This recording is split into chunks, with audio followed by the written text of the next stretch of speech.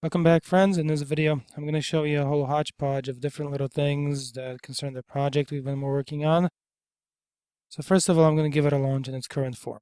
Okay, this is pretty much where we left off in the last video. So I'm just going to hit Google Chrome. Okay, so hopefully it loads pretty fast for you, the way it just did for me.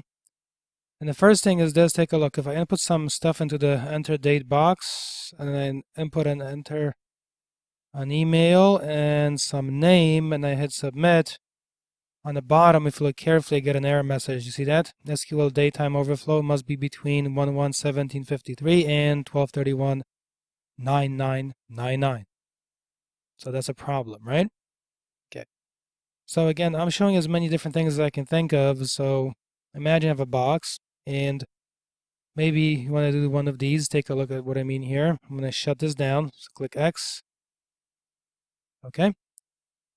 And I'm going to do this. I'm going to right click on that box and go to its properties and scroll down and select read only to true. All right, I hope you've got that. So select that to true. I click off the properties panel and let's give this another go. But this time in the lower right hand corner, you might see, unfortunately, IIS Expres, the web server that comes built in here, can be somewhat unreliable and has all kinds of little strange issues.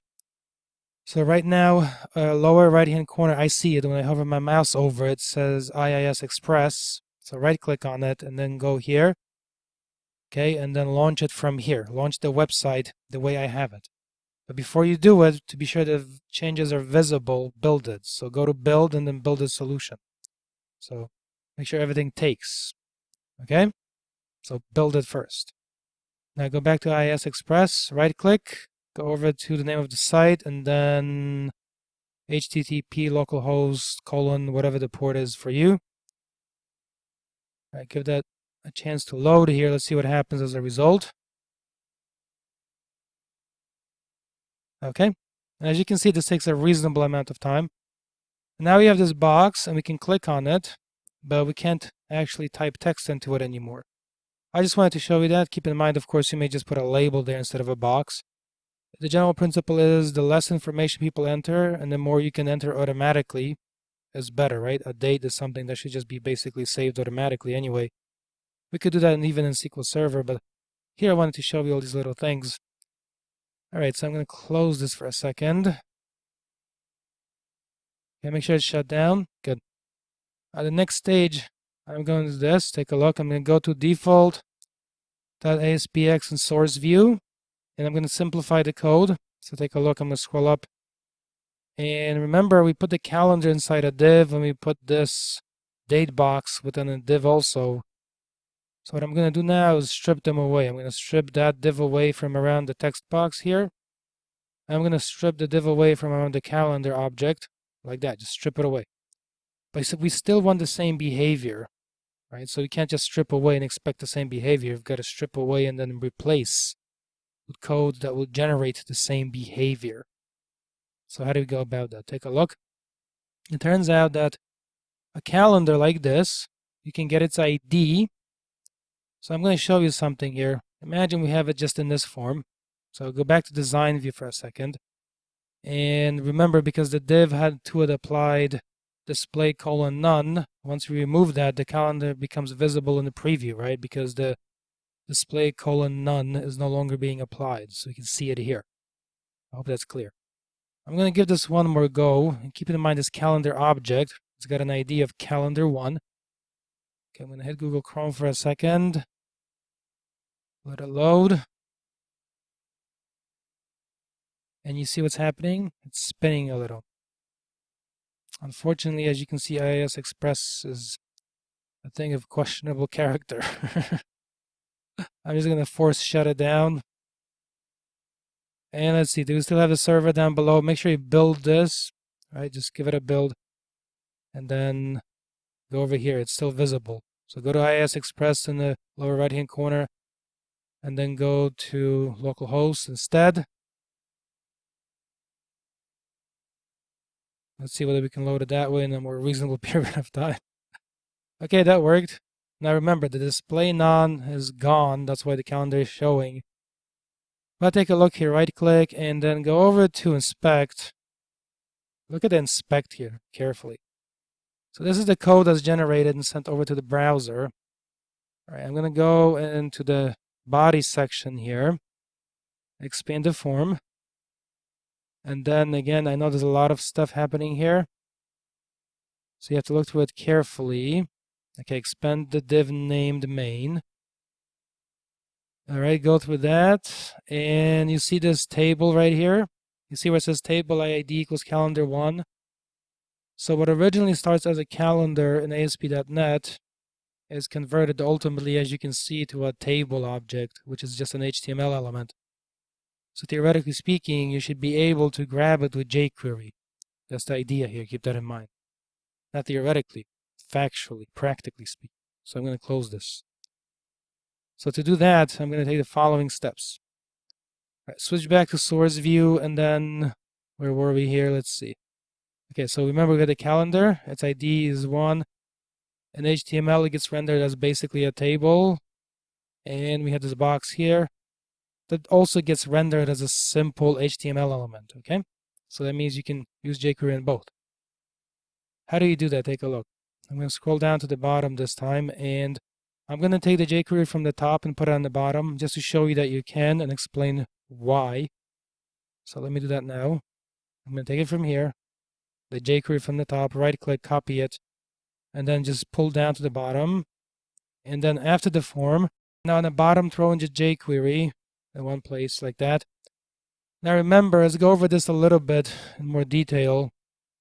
So remember, what this is saying is the dollar symbol that basically represents jQuery in the document. It grabs the document, and then it calls the ready function like that. And once the document is ready, that means the elements that make up the document are loaded. Then you can perform additional operations right here. Specifically, in our case, that meant grab the date box, and when someone clicks on it, the calendar div slides down over a period of half a second. I hope that's clear. We're going to replace this. Take a look. I'm going to get rid of that.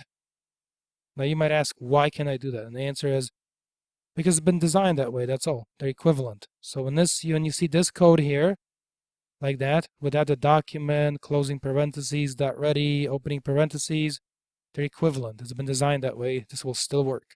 Now, you ask yourself, why would I put in the bottom? And the reason is that, remember, this relies, for example, on the existence of the date box and the calendar div. So you just want to be sure that any elements that jQuery will operate on are definitely loaded in the browser so they can be grabbed by jQuery. And a way of ensuring that is you put the jQuery on the bottom because the page goes from top to bottom when it loads. So everything above it will be loaded. When you have the jQuery here, good chance that you will never get any errors, okay? In terms of not being able to find an element. And now further, I'm going to scroll up here and again, take a look at this baby right here. What was it? The calendar object right here. It's got an ID of calendar 1. And we also saw that it's rendered as a table at runtime in the browser. So I'm going to pull back down and I'm going to start fixing things this way. I'm going to type here the following. I'm going to say, again, it's a peculiar kind of syntax. I'm going to say this, and then I'm going to put percent symbols, and then I will say equals, and then calendar 1, and then .id. You might ask yourself, what's happening here? Well, think about it. What is it doing? Calendar 1, like that. So these symbols right here allow you to reach into the markup that is specifically ASP markup and not just like a generic, plain old HTML element. We can use this right here. Okay?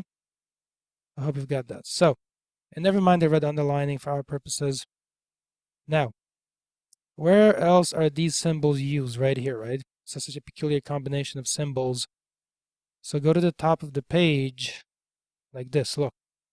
Right, this is made here by default whenever you create a new project. That's where it's accessible. You see? Page language defined as C#. Auto event wire up true. Code file. That's the C# code behind file. And inherits. That's not relevant for our purposes. And they use these symbols, right, to enclose language specific to Microsoft, basically, with the C# and so on. So I'm going to go back to the bottom for a second. Right. Make sure you save all of this. I save it. Okay, build it. Next. Instead of doing the date box, I'm just going to remove that. And this time I'm going to say again hash mark. I'm going to say here as follows. Between 2% symbols and the arrows pointing left and right, I will say following txt and then date and then .id. I can get the ID of the text date box. Remember we made a box, we gave it the name text date. So it looks as shown here. And again, remember at runtime, even though this stuff looks kind of menacing and fancy, a lot of it is just rendered as basic HTML.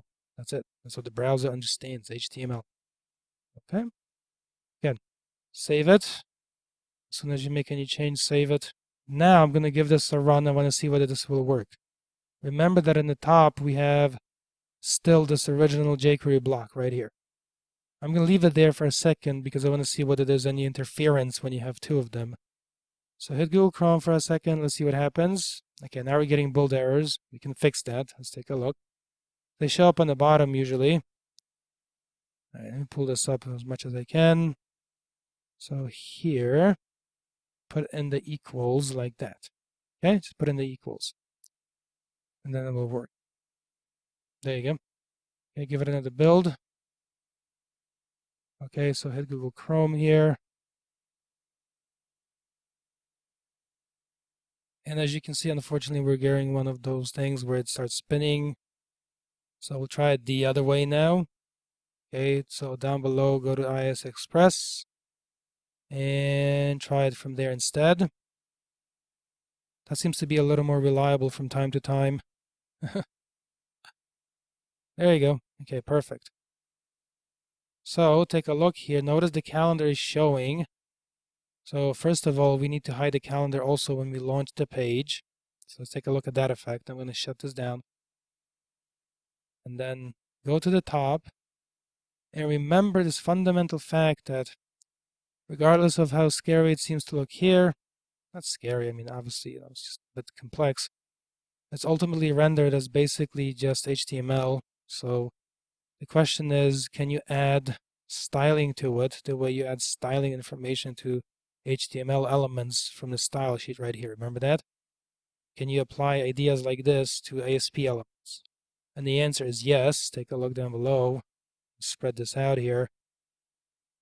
All right, I'm going to say the following. And you have to be kind of careful with the, I'm going to say style and then, all right, let me try that again. Unfortunately, when I enlarge the code, as you can see, it causes all kinds of little silly things to happen. I'm just going to make it smaller so I can see it better. Like that. Okay, and I'm going to type style. And then I'm going to say here, display and then colon none.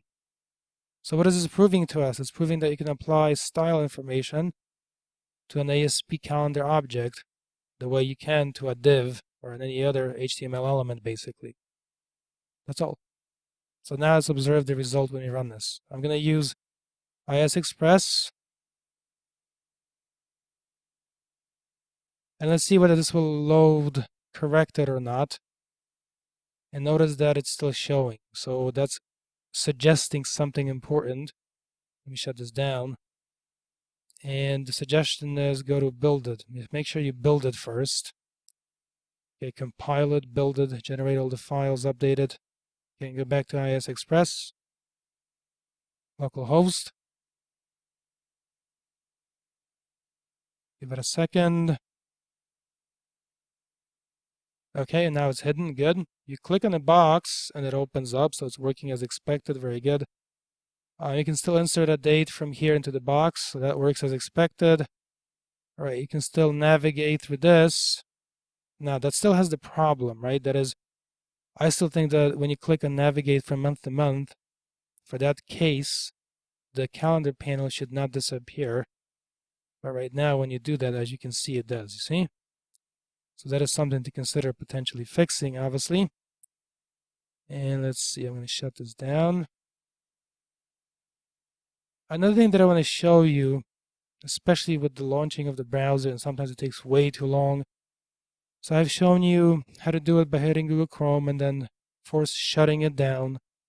Another thing that you can do is sometimes IIS shows up here, and I've shown you how you can launch the page that way. Just make sure you build it first so everything is updated. You can see the latest version of the page. I'm going to go right click and go into the task manager for a second also. And then switch over to details.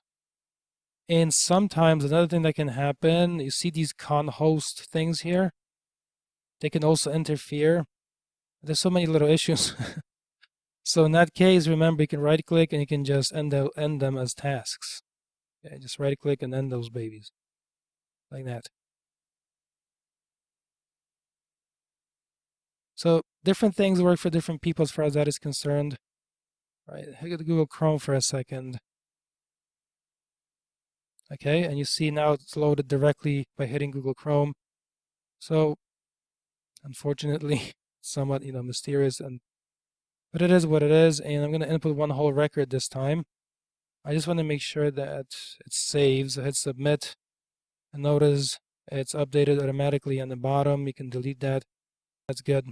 Okay, so this pretty much wraps up the video. The only thing I want to do perhaps is one more time go through what's happening. That block comes by default from Microsoft. You can leave it. Make sure up here you can now remove this script. You don't need it anymore. Just get rid of it. We have it down below. Remember, you have the reference to JQuery, and then we have the reference to the style sheet. We had this ID with main for the div here that contains all of it, the whole page. Then we had the box for the name. We applied a required field validator as shown here. Then we had the enter email box, right, with the validators, 2 of them, I believe. So required field validator and the format validator, which is down below right here. And remember that this here is a regular expression, and it's used to make sure that the format is correct. Yeah, down below we had this box here. Originally this wasn't a div. I stripped the div away to show you that you can still reach this control. Here we have the calendar. That was originally in a div. I stripped that away to show you that you can do that, and you can still get access to it. Then we had the submit button here. You click on it, and notice it says on click button submit underscore click. Then we had the grid view, and then here I'm going to zoom out a little bit just to review all of this stuff. Right, so that looks shown here. Take a look. This is the grid view, and remember, make sure in the grid view you enable causes validation to be false. Set that to false, so you might have errors when you interact with the grid view after updating your record. And you click update. It'll try to validate the boxes above, even if they're empty, and that is not your intention.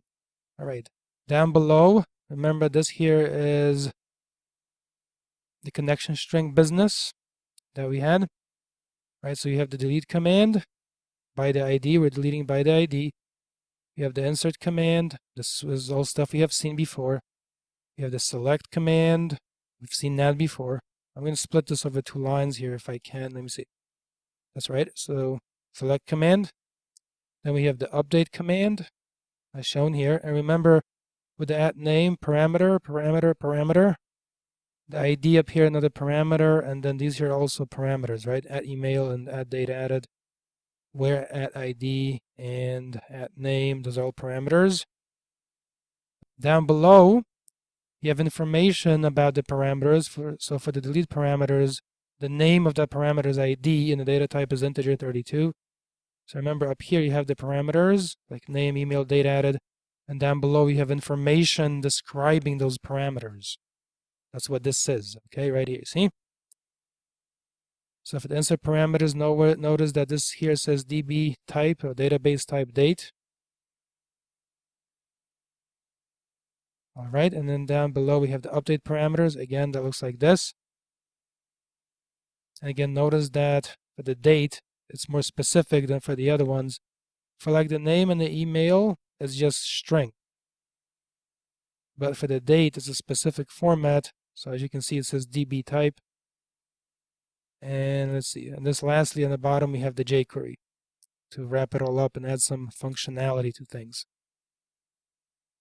All right.